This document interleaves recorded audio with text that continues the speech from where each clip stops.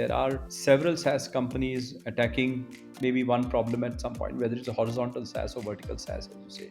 So before any entrepreneur gets down to really building a product, I would really say that, look, validate your hypothesis, really figure out which are the segments you're going after, whether it is the SMB segment, whether it is the small business, whether it mid businesses, whether it is enterprise businesses, and really talk to them and figure out and understand their workflows, so that you understand their workflows or whatever workflows better than what they understand.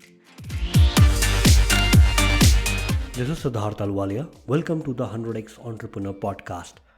This episode is brought to you by Prime Venture Partners, an early stage VC fund led by Amit Somani, Shripati Acharya, and Sanjay Swami. Prime is often the first institutional investor in category creating tech startups in fintech, SaaS, healthcare, and education, such as EasyTap, MyGate, and SignUp. To know more about Prime, visit primevp.in. Today's podcast is focused on B2B SaaS companies, enterprise sales, and what it takes to scale from 0 to 1 million ARR for B2B companies and from then 1 million, 10 million journey. I have with me Shailesh Ghorpade from Exfinity Venture Partners. Shailesh has over 23 years experience in project and corporate finance, M&A, strategy, and private equity in real estate across financial companies in financial services, energy, IT, real estate sectors. He has held senior positions in companies like Birla Global Finance, Tata Finance, Infosys Technologies, and PwC. Prior to founding Xfinity, Shailesh was the CEO and founder of Azure Capital, a boutique real estate private equity fund. He was the chief strategy and planning officer at Suzlon Energy, then ranked number 3 globally in wind energy. Shailesh has consulted for several Fortune 500 companies in Europe and USA and has led large transformation projects in his previous assignments. Welcome, Shailesh, to the 100x Entrepreneur Podcast. Thanks, Siddharth, for the introduction, and pleasure to be here. Pleasure to talk to you. I would love to know about your journey. How did you land up in VC and what led you to founding of Xfinity? Interesting question. So, as you said, I was always in financial services for a long time, and then we founded a small boutique real estate fund called Azure. And I mean, the common thread between all of them was that I was investing. So we were sort of I was managing corporate finance and structured finance in the Tata and Birla NBFCs. And in Azure, obviously, we were investing in residential real estate primarily. So investing has been, sort of central to what I've done so far. And then I had a stint in Infosys where, I worked primarily on the corporate strategy and consulting side. Worked with the then leadership team of Infosys, built some good relationships. And somewhere around 2013, it was an interesting phase, because as you know, the 90s and the 2000s have been really a fertile hunting ground for the Indian IT companies. But I think somewhere around late 2000s, with the advent of cloud, particularly, it was a game changer, because it kind of, I would say, democratized entrepreneurship, and a lot of startups started gaining traction. 2013 was a time when, we were just discussing with Mohandas Pai and Bala, both, ex CFOs and members of the board at Infosys, and we said that, look, we should really look at the VC space. And we said we didn't know, we thought that we know only the enterprise tech space. We don't know the B2C space. So we will focus on enterprise tech, and let us build a team which will have people with strong operating backgrounds, who have built companies, who have sold globally, who can actually add value to startups apart from just providing capital.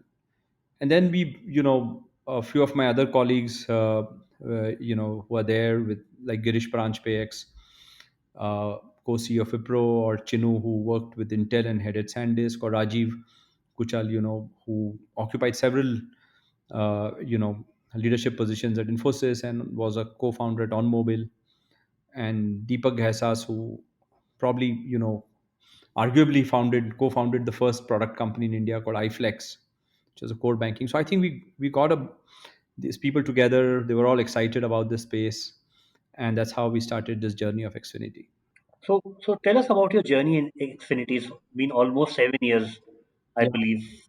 What were the key major milestones in the last 7 years? So I would reckon that milestones are yet to come, but I think the first thing that I would really like was when we actually founded the fund and we closed our first fund. It was a small fund of 125 crores, or 20 million US at the then prevailing exchange rates. But I think it validated our story, so we felt very good about it, that we went and talked to people and said that, hey, look, this is the space that we are looking to work on. Because bear in mind, at that point of time, there were not too many. I mean, I think Xfinity was probably the first true blue focused B2B tech fund. So there were many funds which did B2B investments or enterprise tech investments, but it Yeah, formed a small portion of their overall corpus. The the focus was largely on the consumer tech, but we were here saying that, look, we'll focus only on enterprise tech. And yeah. therefore, when the validation happened, it was very nice. But I think over the period of time, it has been a very gratifying and experience, because we funded companies at very early stage. Some of them were at stealth mode, working out of garage, literally. And from there, yes, so those companies have become mature. Some of them have become businesses now. So the whole metamorphosis from a startup to a business, it has been very, very satisfying to see. They have acquired very prominent global logos, and it feels great to have them. And now I think six of them have been recognized by Gartner and Forrester. And those moments are fairly satisfying. But more satisfying is, how do you actually see some of the entrepreneurs really grow into the role? Because when we funded them, they were working on the product. They had a very, you could say, a limited perspective. But these guys have been wonderful. They're scalable. They've grabbed the opportunity. They've expanded their vistas. And that is very, very satisfying to see. So how entrepreneurs really scale, grow, acquire a perspective, build leadership teams, expand beyond India, you know those are very satisfying moments. So how has the fund grown over a period of time? You mentioned the first fund was 125 crores. How big is the current fund, and Yeah, how many companies do you fund from every fund? so first fund was 125 crores. We funded 9 companies out of it, and we wrote down two of them. We launched a second fund, which in 2016, this was a 300 crore fund, where we funded about 19 companies.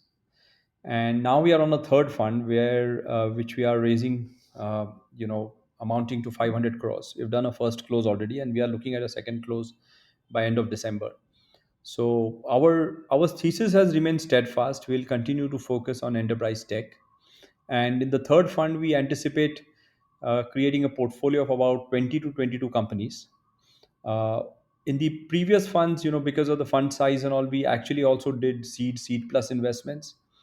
In the third fund, given that the corpus is a little larger, we would do more of pre-series A and series A, while we will take very few selective bets on seed plus companies, very few. That's how our portfolio construct is going to be.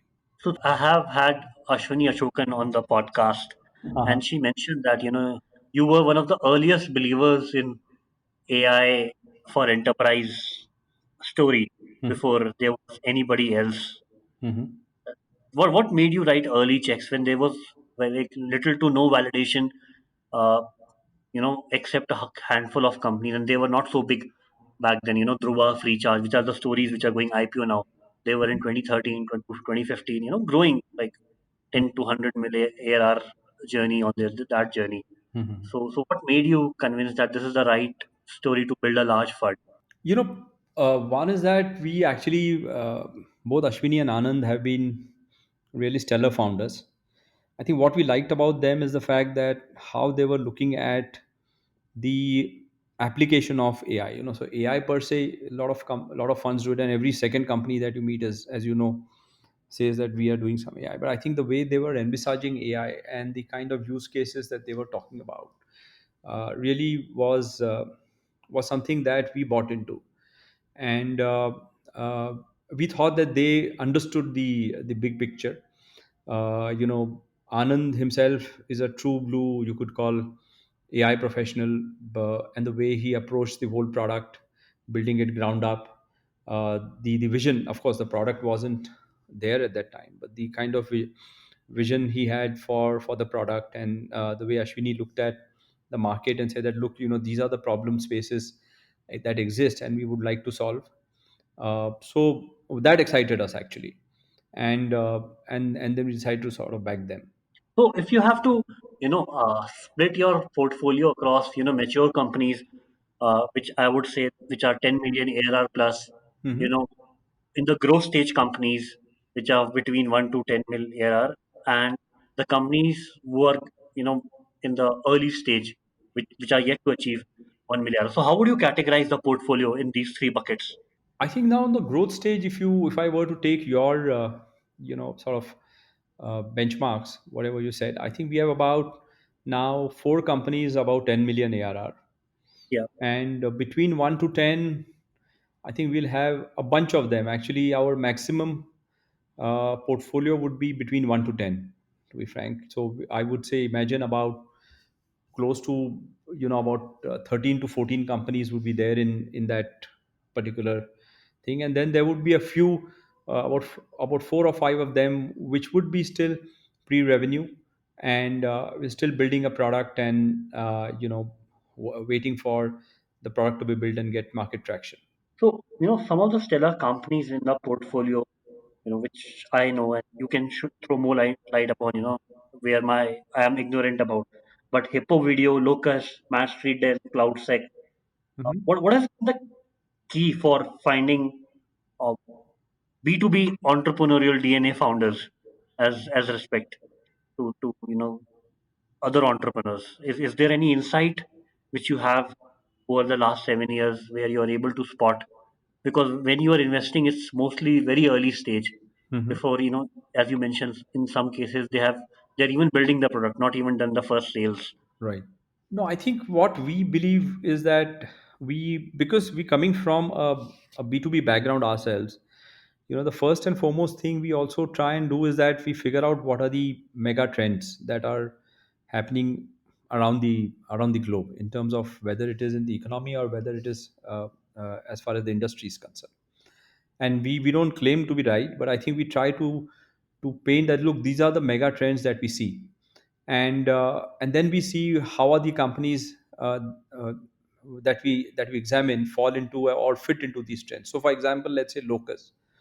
Locus was a company that it came to us at a very early stage, and I still remember a boyish looking, and Nishit still looks boyish actually, presenting to the IC, and they didn't have any revenue, etc. But I think what we liked about Locus was that two things. One is that, of course, Nishit and Geet are a great team, and Nishit is a big picture guy, and that is something that we really loved about him when he presented to our IC. But the second thing what we liked was the space they're operating in, and logistics in India has been, for example, a very very hot space, in the sense that we spend close to about 14% of our GDP on logistics costs. The developed countries spend about 6 to 7%, and that is humongous, right? So a lot of wastage is happening because of whatever reasons. At that time GST wasn't there, but because of our roads, because of our infrastructure, because of the kind of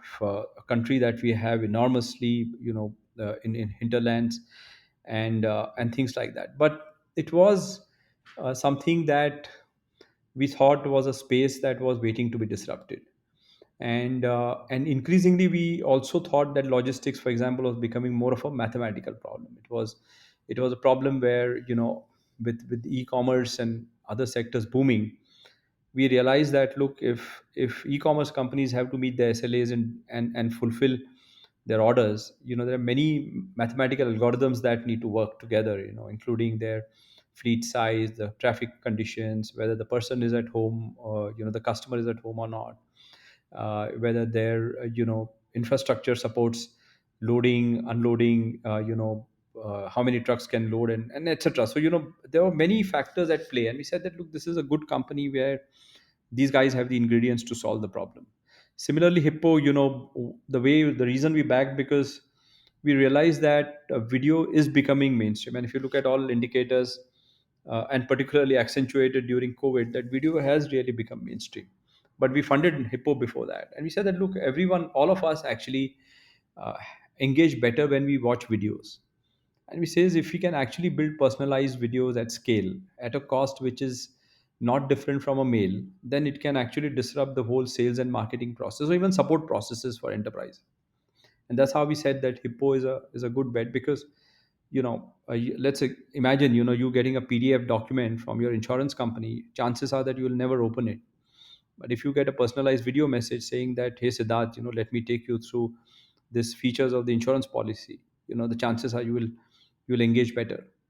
And it has been proven that way. So I think this is how we've looked at companies. We looked at spaces and we said that, these are the companies that could make a difference. We have not been right every time, but that has been the overall, obviously, approach towards funding. And of course, the founding team, the way they have envisioned the whole solution, their go to market, what are the thoughts about it, and things like that play a role. So some of the leading companies which are above 10 mil ARR in your portfolio are Matt Street, Den, Mo Engage, Hmm. for example, other, Yeah. and these company would potentially, IPO in US because US has been one of the key markets for them, Hmm. and uh, I believe once they hit 50 mil ARR. So what do you think differentiates your top four portfolio companies from the companies which you funded at the same time? I think, two three things. One is that their their agility and nimbleness, first. Because it is not that every time an enterprise tech company goes in the market with a certain hypothesis about its product and the proposition, that it works. But I think what is critical is that, are the founders having an open mind to come back and to the drawing board and then rethink about their product, rethink about their proposition. I think this is something that both of these companies, or a couple of other companies that we have, did do continuously. I think that is one thing. And the second thing, what I fundamentally believe is that execution is the key. So you can have a great product, you can do a lot of research, you can have a bunch of patents and all of that, but how do you execute? How do you really acquire customers? How do you manage your operations? How do you deliver your product? How do you implement it? How profitable you are? How do you manage costs? And that is something that these companies do exceedingly well, which could be a learning for others. Because execution is one thing, that you might have a great product, and if you execute badly, it doesn't really it is actually a crime, in that sense. But if you execute well, then you can actually make wonders out of even a product which is not so ordinary. So I think execution is the key. And what differentiates both these teams is, of course, they have a great product and they are continuously improving. They're listening to customers. They have made several versions of the product, in terms of how better they can get, how they can improve the margins. But they execute really clinically. So I think that is the difference. Shailesh, now across a portfolio of 25 plus companies, what do you think are the key challenges when an entrepreneur is building for the enterprise SaaS uh, to hit 1 mil ARR, which you have seen a common pattern across these companies. Mhm. For example, some companies like Matt Street and who have hit 1 mil ARR within a span of 1 year, whereas others have taken more time, or not. Some of them not even hit that milestone. Mhm. I think, uh, the first million obviously is critical, and then getting between 1 to 5, and then 5 to 10, and then going beyond 10. I think every milestone is a huge learning, and to get to the 1 million, I think fundamentally one has to get the hypothesis right, right? That you think that this is the product, this is the target segment, and this is the price, and this is how I'm approaching the customers. And that is something that, sometimes you get it right and sometimes you don't. And so ability to really, as I said, if something is not working, and if you believe that, look, I'm actually trying to sell, but either my customer segment is not is not the right segment that I'm targeting, and or the proposition that I am selling is not resonating with the customers. Those are areas that startups have to learn on their own, and they have to get data and say that, hey, look, I have to make a change, and I have to tweak the product, and this is what will probably resonate well. And that is something that actually results in that 1 million threshold being delayed or being achieved much earlier. uh, and beyond 1 million, then again, you have to continuously figure out, really, do we have the wherewithal? Can I do the same thing repeatedly and get to 10 million, or do I have to do something differently? Do I have to target different customers? Do I have to go to different markets? Do I have to build more features, functionalities on my product, so that I can get a better pricing on my product? I can cross sell and upsell to my customers. And those are the things that then kick in, really, like, how do I then expand from 1 to 10, and build a better and a more build the sort of foundation to be a more scalable business. uh, but I think, as I said, one has to be very, very, very customer centric, razor focus on customer, to figure out, really, because all SaaS companies, really, essentially what they do is workflow management. So their understanding of the client workflows, their pain points, has to be of a very, very high order. And unless you really achieve that, and unless you appreciate the issues of that workflow, you can never design a proper SaaS product. So, what would your advice be to today an enterprise SaaS entrepreneur who's starting today, based on an insight which he has? He may have worked in an enterprise or have observed the pain point from from a distance, to do right customer research, because as you mentioned, the right customer research and finding the right problem to solve is very critical, because the feedbacks are slow. Feedbacks are not as quick as the consumer tech companies, where you can measure cohort month on month basis and figure out whether the product is sticky or not, and you can change it. Because here, uh, the founder has to balance between, at early stages, between product and sales. So he might not know where he's going wrong when enterprises are saying no to him. No, you're absolutely right, and I think my thing is that, today, if you look at the SaaS space, right, it is, uh, there are some 10,000 SaaS companies in India, and Yeah. maybe 50,000, 70,000 companies globally. So it is a space which is crowded. So first and foremost, I think, while there is interest in SaaS companies from a funder standpoint, and very clearly from VCs and all, but at the same time, there is a realization that should happen, that, look, it is a crowded space. There are several SaaS companies attacking maybe one problem at some point, whether it's a horizontal SaaS or vertical SaaS, as you say. So before any entrepreneur gets down to really building a product, I would really say that, look, validate your hypothesis, really figure out which are the segments you're going after, whether it is the SMB segment, whether it is the small business, whether it mid businesses, whether it is enterprise businesses, and really talk to them and figure out and understand their workflows, so that you understand their workflows, or whatever workflows, better than what they understand, and really talk to them and figure out, what are the issues, where is the value depletion happening in that workflow, what kind of pain points does the workflow present to them, and things like that. So unless you really get deeper and understand the customer before building a product, I think that, to my mind, is the first thing, that, and figure out who are the players, and what are they trying to sell, what is their proposition, how are they positioning the product.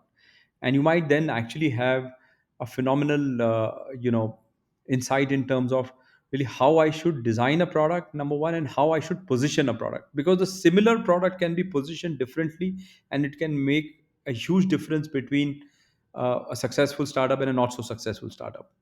And this is something that I would really emphasize, that we really need to understand the customer segments and their workflows and their pain points better before we get down And to designing a product.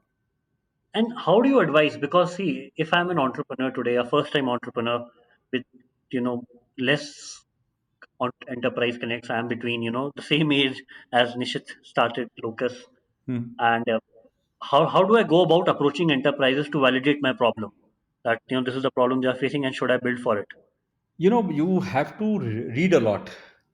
So, and when I say read a lot, you could read a lot in terms of annual reports of companies. You could read a lot on analyst reports, and things like that, because that helps you form a belief. Because let's say enterprises, and when I look at enterprises, when I mean large enterprises, some of them are publicly listed. Yeah. For small businesses also, there are several reports that come out. So today in your space, and when actually, so I'm a pretty old professional. So during our time, there was no internet to begin with. So the reading was also confined to what is available, or what is available in the library in terms of physical reading material. But now I think you have access to a lot of material, whether analyst reports, whether annual reports, Gartner reports, etc., and really figure out and connect the dots and really figure out what is it that is a hot button to press, and then zero down on that. And then I'm sure today, with LinkedIn and other things, you could easily reach out to people, figure out what is happening, where are the pain points, what are the challenges businesses are facing. So I think that forms a so there could be one a primary research as well as secondary research. And it is not too difficult if one sets its sights, like this is the area that I want to really go after. There will be enough material available, so that I can tell you whether you have to really sometimes hunt for it, but it is available. So can you take an example? For example, one of your key portfolio companies, either Matt Street Den or Mo Engage or any of the other top two, how they approach this? What you are mentioning about reading reports, and what are the key behavior you observed from the founders? So first of all, let me again give you example of Locus, right? I think, and why I give you that example, because when we funded them, as I said, they didn't have much revenue to talk about, and what they were doing at that point of time was last mile delivery. And which was, and probably there was a word called hyper local, very prevalent at that particular point of time, and that hyper local was a problem, the last mile they were trying to solve. And so when we actually the board, and we can't claim credit, there were a couple of other of my friends also on the board, and we all actually sat down with Nishit, and we said that, look, okay, last mile delivery is something that you're doing, but why don't you look at the problem in its entirety? And we had a lot of experience ourselves, looking at and having worked with enterprises and all, and said that, look at everything from the first mile to the last mile. How do you move a particular piece from point A to point B, and really figure out what is it that you can do to optimize that movement. And that actually, and Nishit was quick to sort of grasp, and we said that, look, let us not bother too much about revenue traction. If whatever we are selling, we continue to sell, but unless we really build a company that will address the entire 9 yards of logistics, and still, we have a lot of way to go, considering that logistics, we are still covering only road logistics. We don't cover ocean logistics, for example.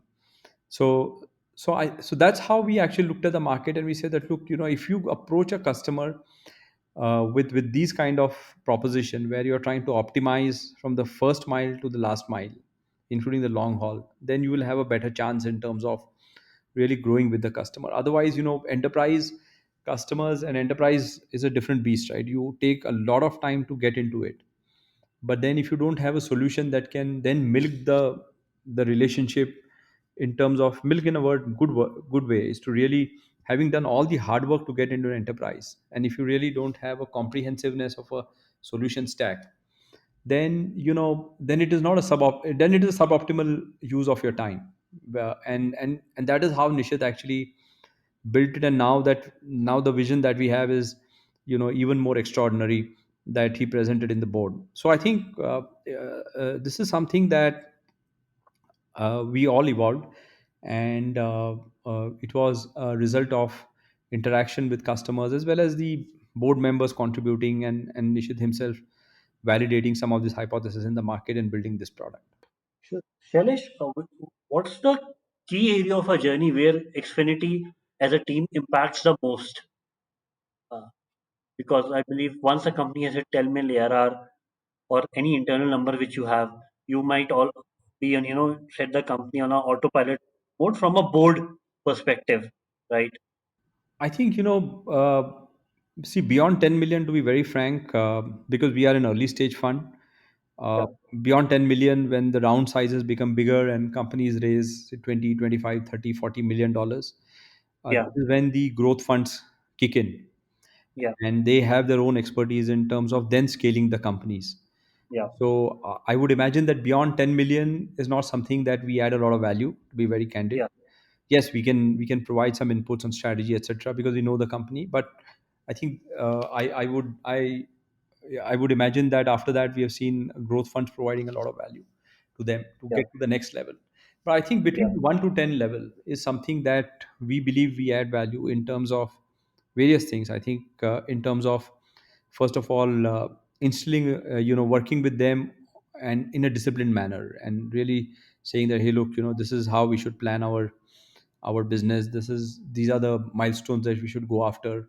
This is how we should do our review. This is how we should validate our hypothesis with the customer. This is how we should price. We get them, we allow, because of our connects, particularly in the Indian ecosystem. We I would imagine that we have helped quite a few companies getting them customers, and that itself is a big thing, because when you have a product ready, what you need is a validation. And if you get into a good customer, and customers who are looking to embrace new digitization ideas, that's when they yeah. start actually learning, because no matter how much VCs tell them, but or whatever, and VCs are not always right, but a customer validation is something that hits the founder very hard, that whether it is working, not working, what is the customer looking at, are we solving his problem or not. And those are the learnings that we do. So I think, so that is one part that we do. The second is, we have helped companies hire at the leadership level, and we have got them people, based on our own connects in the industry. We have helped them set up interview processes, and build a team around that. So that is another area that we look at. And the third is, I think, we, coming from a background like Infosys, etc., we also work with them a lot on other aspects of finance, pricing, you could say at some level governance, and even hygiene issues, like how do you really keep your books, and how do you file, etc. So, but those are also important things in the journey of a startup, uh, that they should really look at. So it's a package that I think we help companies, particularly at an early stage, to really sensitize them to some of these things, and help them in their journey in terms of product development or getting customers. And do you also help them initially between when they are starting up to validate the hypothesis? As you mentioned in case of Locus, you helped him see a whole picture rather than just the last mile delivery. In most of the companies, even those which are focused on US, So, we haven't funded a company at that early stage, where we have helped them to validate a hypothesis, because when they come to us, typically they would have a minimum viable product, yeah, which is there. So obviously there is a good starting point, and we understand the space that they're working in, and that's why we fund them, actually. So, but yeah, so I wouldn't say that we have actually gone into any company to validate the hypothesis, but hypothesis validation is a regular exercise, like just like a product development is always a WIP. Your product is never complete. And successful companies are those companies only which keep on improvising their products. So those hypotheses, as we go along in the journey, we keep on asking them the right questions to really probe their own thinking in terms of their product validation. and Shailesh, so what are the key challenges? You mentioned the journey beyond 10 million. You mentioned the journey from 0 to 1. But what are the things which get companies stuck between 1 to 10? Because I have interacted with tens of SaaS companies where 0 to 1, they have achieved through hustle, Yeah. like pure hustle by the founders. But 1 to 10, many SaaS founders, that's I would say 70% of the SaaS founders I have interacted with get stuck. And what have you observed? What are the challenges which founders are not able to overcome in that journey? I think there are two or three key challenges, right? One key challenge that I see is that beyond 1 to 10, companies typically then go. beyond the Indian market. Yeah. And what we find is that globalizing your business is a challenge that many companies face. And the challenges are faced in several aspects. One is that, you know, if you were to target US customers, what kind of people you need to hire, uh, what kind of marketing strategy and budgets that you need to have, uh, you know what kind of uh, product requirements and processes that you need to have in terms of really engaging with customers, what pricing policies you need to have. And those are the areas, particularly in terms of building a team overseas, building a marketing strategy, building a sales strategy, engaging with customers. So the go to market and teams are an area in US where many startups actually flounder, and the problem becomes acute because at that time, you may not have raised too much of capital, and US is that way, a market where you need capital. So many times then you actually end up having suboptimal solutions because you have to keep an eye on your fuel tank, and then you never really get down to hiring the best, or you'll always be very frugal in terms of doing marketing spends, or doing certain things like free POCs, etc., because you're always looking at, oh, how much really money I have with me. And the globalizing is the number one factor which a startup should consider, because that's a challenge that we feel startups have, particularly when they go from 1 to 10. um, the second thing is that what works in India may not work in the US, and that is in terms of everything. The way you actually um, sell into the customer, the sales cycles could be different. The way you engage with the customers could be entirely different, because you are a company at the end of the day from India, and unless you have a local presence with a face that resonates with the customer, that becomes very difficult. Your marketing collaterals and things like that have to be of a certain order of magnitude different than what you've been doing here. So it is a completely different mindset that is needed when you actually globalize, and that is, in my view, the single biggest challenge that companies face between 1 to 10. And if you have to categorize across your portfolio, how many companies are India focused, like say have all their or majority of their customers in India, and how many companies are have majority of their customers in US or globally? So Siddharth, that is a pretty much, see, in India, unfortunately, you can't really build a SaaS business out of India, Yeah, and it is just our, the way Indian enterprises or the small businesses think. uh, I don't think they're ready yet to really embrace SaaS in a big way. In terms of various things, right? I mean, why do you think is that? Yeah, I'm see interested to. two, three things, right? I mean, for example, SaaS, the way, let us say, for example, how it is sold. It Yeah, is normally sold remotely. yeah, People, have to, let's say, download a particular application on the cloud and then start working.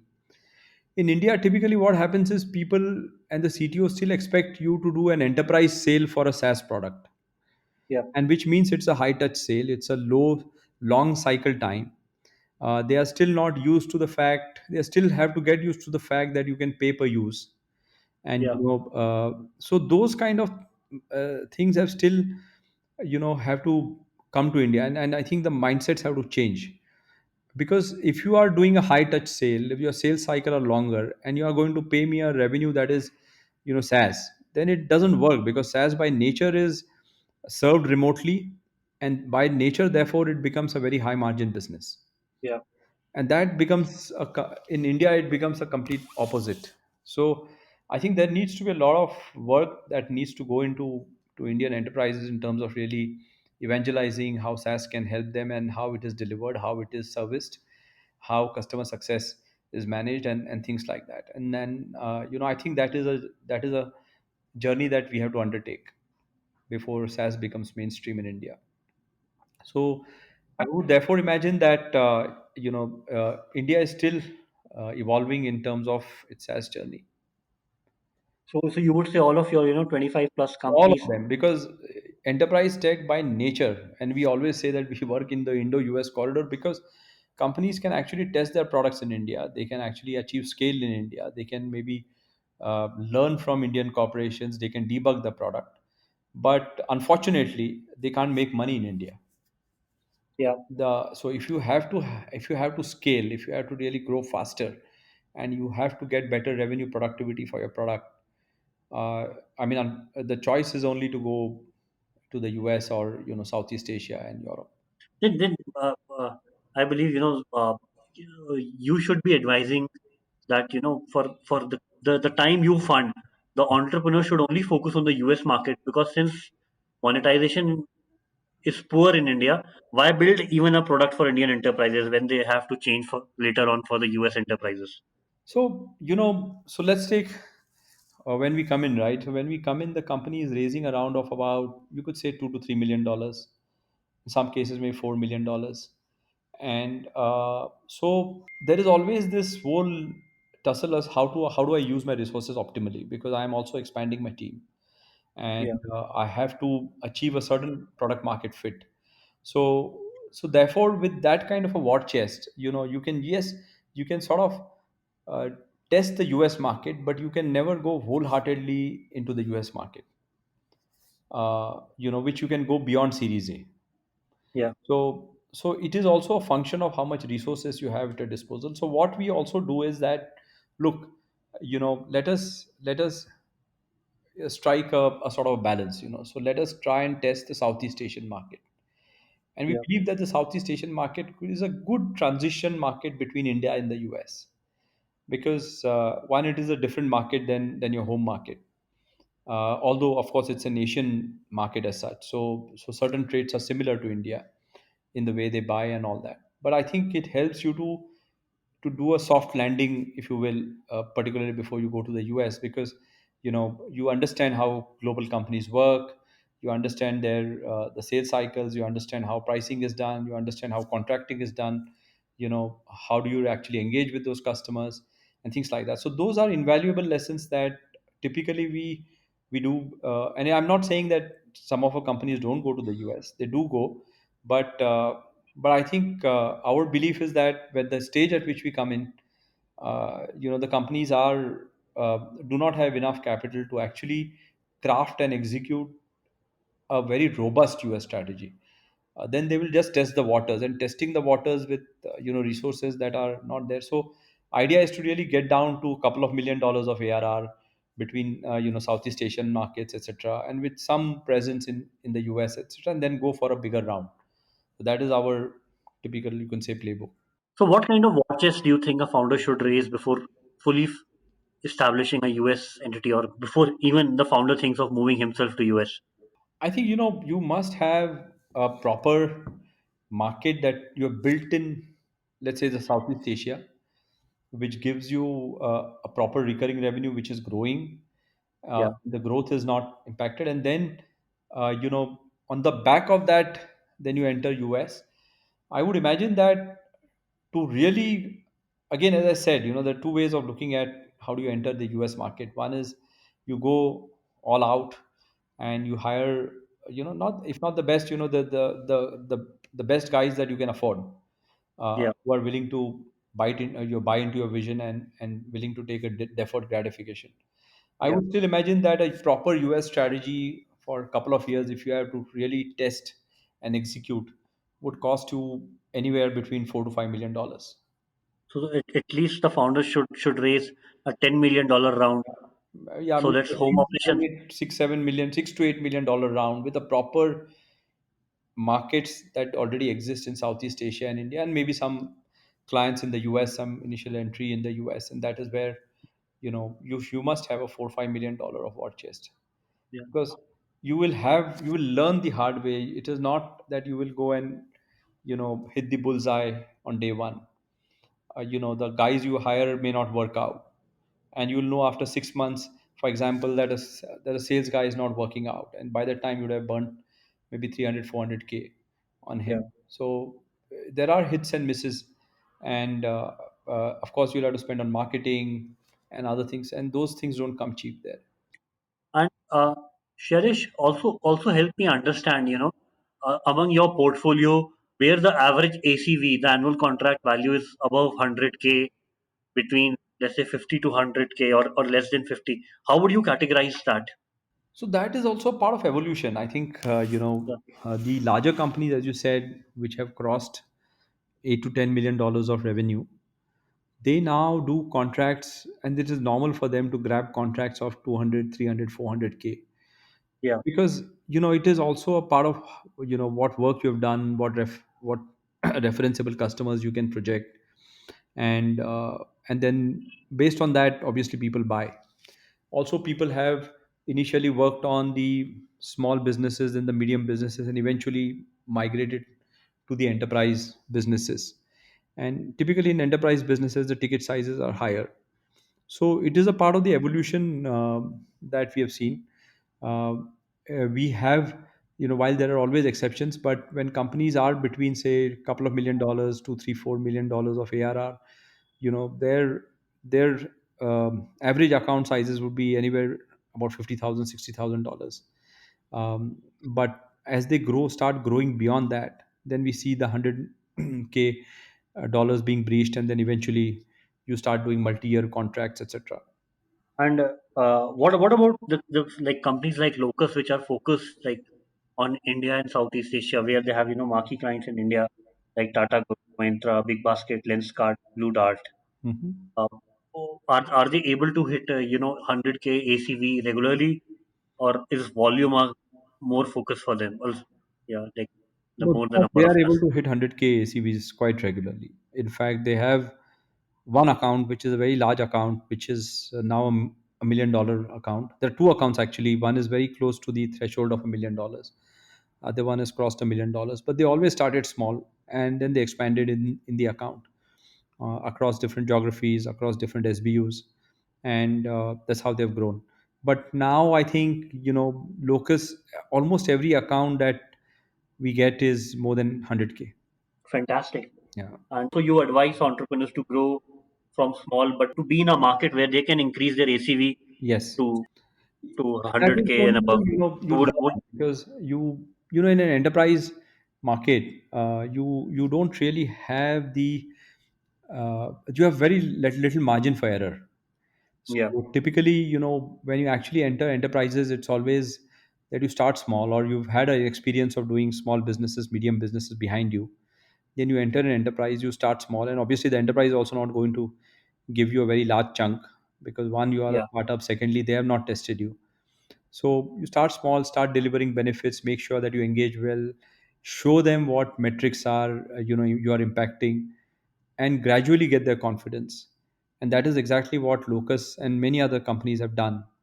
uh, so for example, Locus started with Unilever India, and depending on the work that they have done, now Unilever India has become a champion, and they are taking them to various Southeast Asian countries, at least six or seven of them, and they are sponsoring. So in the sense that they are actually saying that, hey, look, these guys are good, and that is really working for them.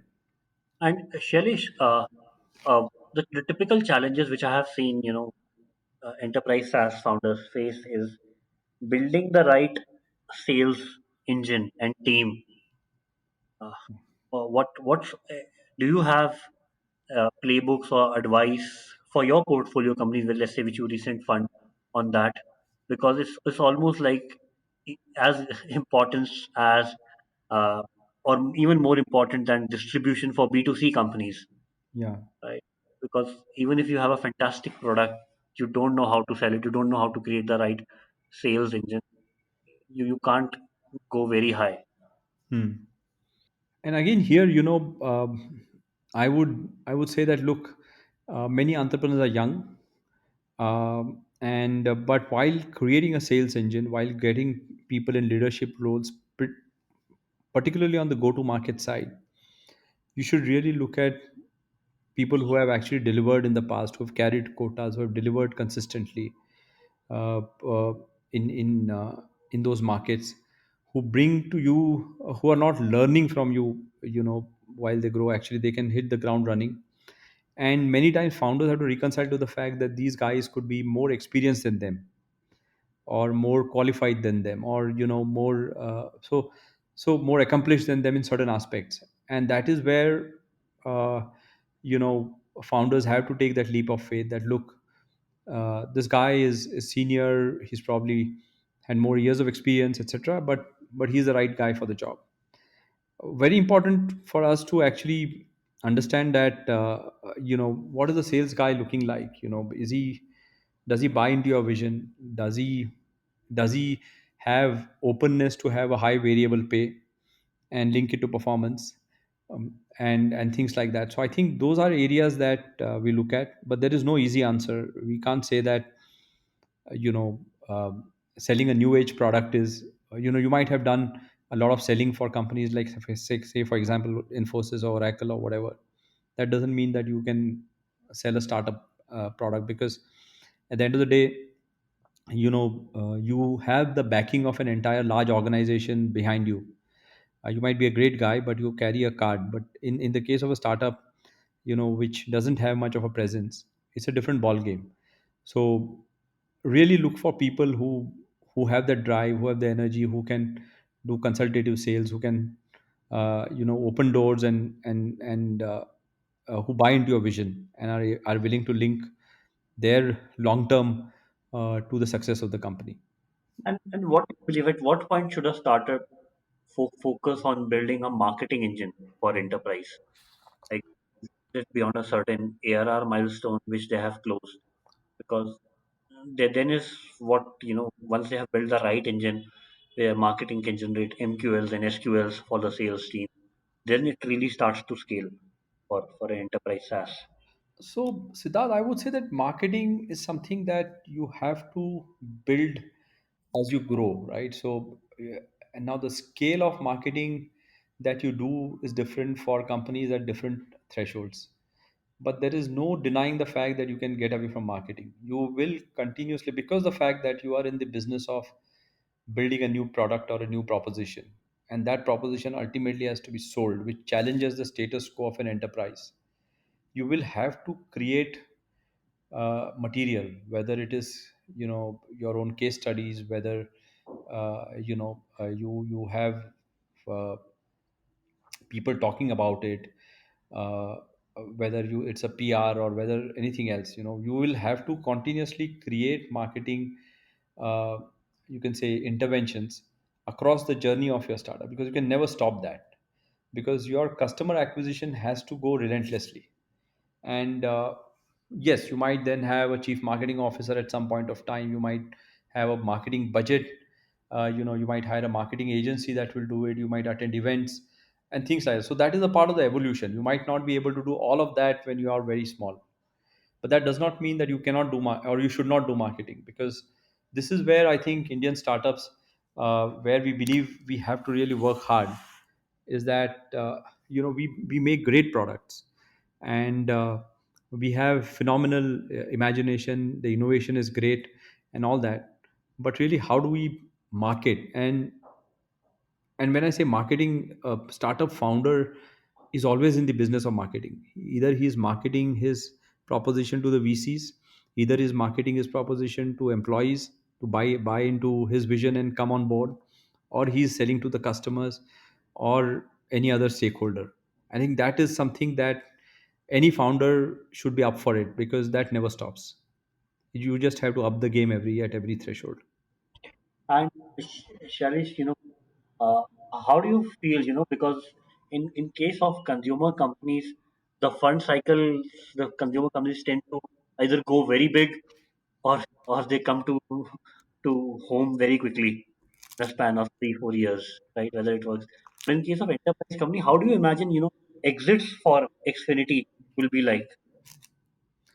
I think there are primarily, Siddharth, I would look at it from two major sources.